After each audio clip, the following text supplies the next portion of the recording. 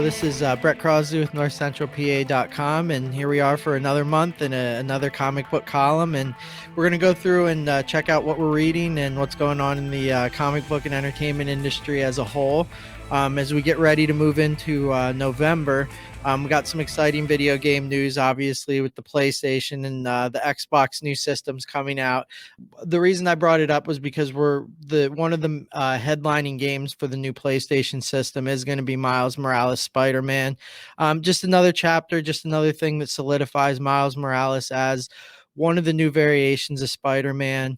It's always important to see Miles Morales have his own thing. He got his own comic line now, and now he's going to have another game that's headlining, one of the biggest systems that's coming out this year. So other than that, we don't got that much to look forward to in the comic book world. We'll check out what I'm reading right now. Okay, so the first one actually is going to be a tie-in with the video game industry. It is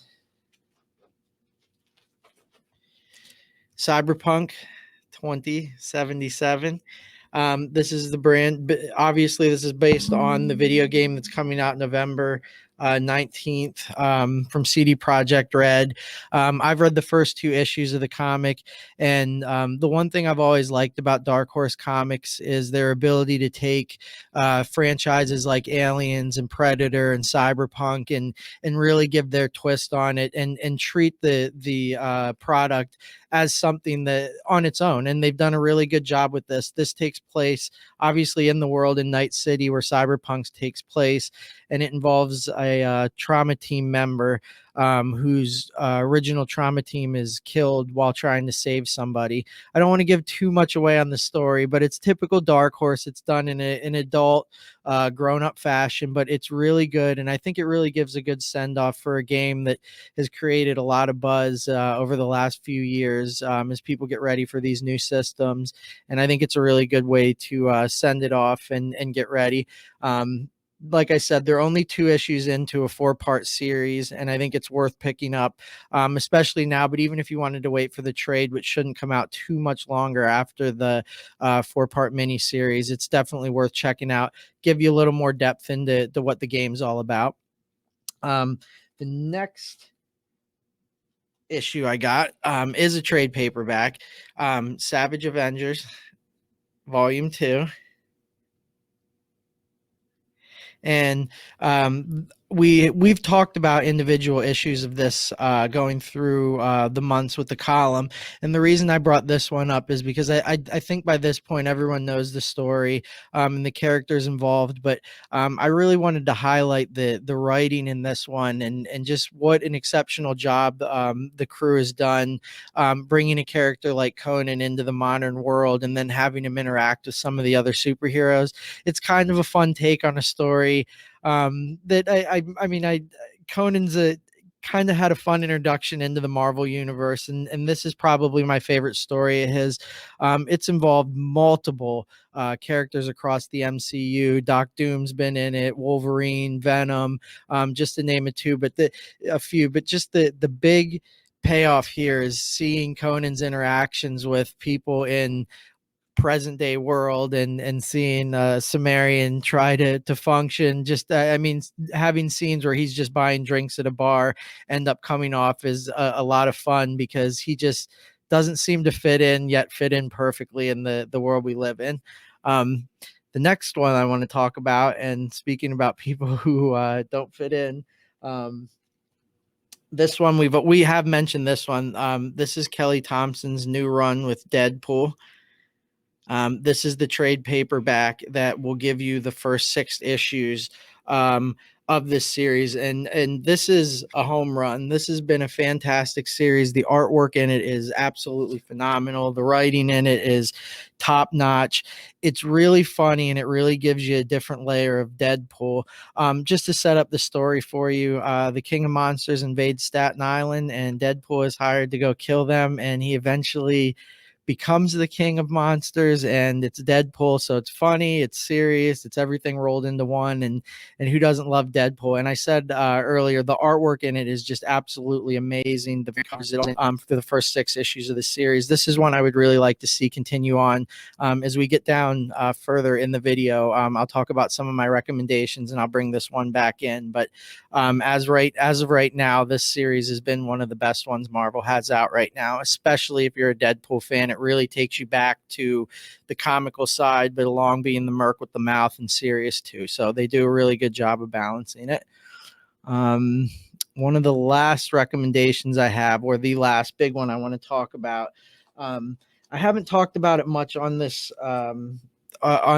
for the comic book column, but one series that's super important to me from a comic book standpoint, from a life standpoint, from a reading standpoint, is Watchmen.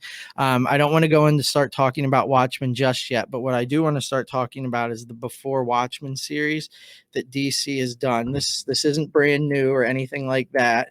But this is a really good series for people who are fans of Watchmen.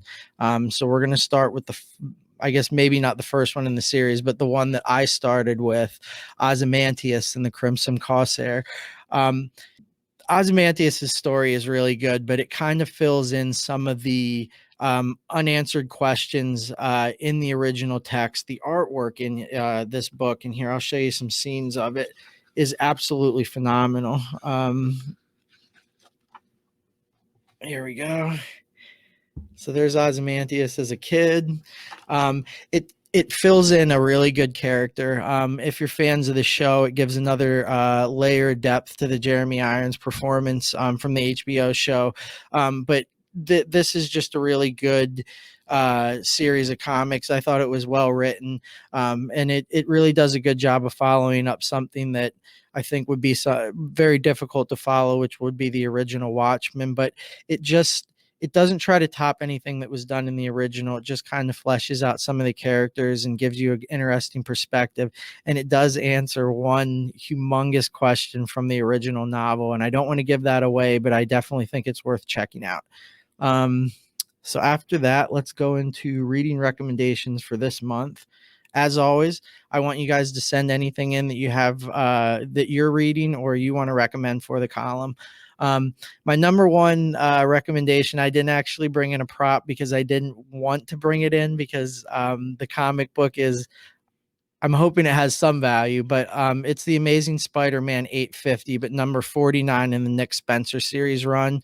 I think you should go out and check this one out. It's $10, so it's a little more expensive than your normal floppy comic, but Marvel really did an exceptional job. This is their number one character. This is the number one series in comic books, in my opinion, and it's just a really cool collector's edition to have. The artwork in it is absolutely amazing.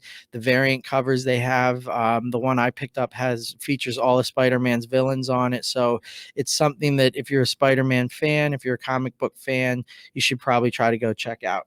The next one, and I didn't bring a prop in for this one either because I like this one, but Venom 26, carrying on with the Donny Cates story with Venom. We're just progressing through this series really well, and I like the direction that it's heading, and it's setting up the return, the King in Black, that we're going to do in, I believe, in November and December when we start to get Null coming into it. The other ones I did actually show you already, but I do recommend the Cyberpunk series. Here we go, by Dark Horse again. Both editions are both the first 2 editions in the 4-part series are out. Highly recommend you go pick it up if you're going to be a fan of the game or playing the game. Gives you a lot of insight into what this universe is all about. The next 2 I have are all the trades that are coming out for the relaunches that Marvel's doing. So we got X-Force's trade paperback that just came out, and that's 1 through 6. And we've touched on a few of those, the first 6 issues in that series, but that's one that you're going to want to pick up if you're a fan of them. Plus, it keeps everything all nice and together for you. And then the other one I got is X-Men which would be the first 6 in Marvel's relaunch of the X-Men series. Again, I don't feel like I need to dive deep into the story because we've already looked at a lot of this stuff, but those are ones you definitely want to pick up because the trades are coming out. And just to throw an extra one in there, just because I have it with me, Excalibur is another one that they all fit into the same story. They're all the trade paperbacks that go together. And like I touched on earlier with the Deadpool one, Deadpool is starting to fit in a little more with the X-Men universe, and they're bringing him into the story too. So with that, we're going to bring the column to a close. And I just wanted to say Wakanda forever and rest in peace.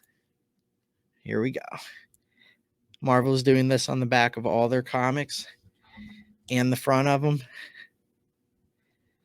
So this guy needs supported for all the good he did for the Marvel Universe, being Black Panther, and he's somebody I feel like the universe and comics as a whole and movies owes a big debt of gratitude, and we'll always remember you and rest in power.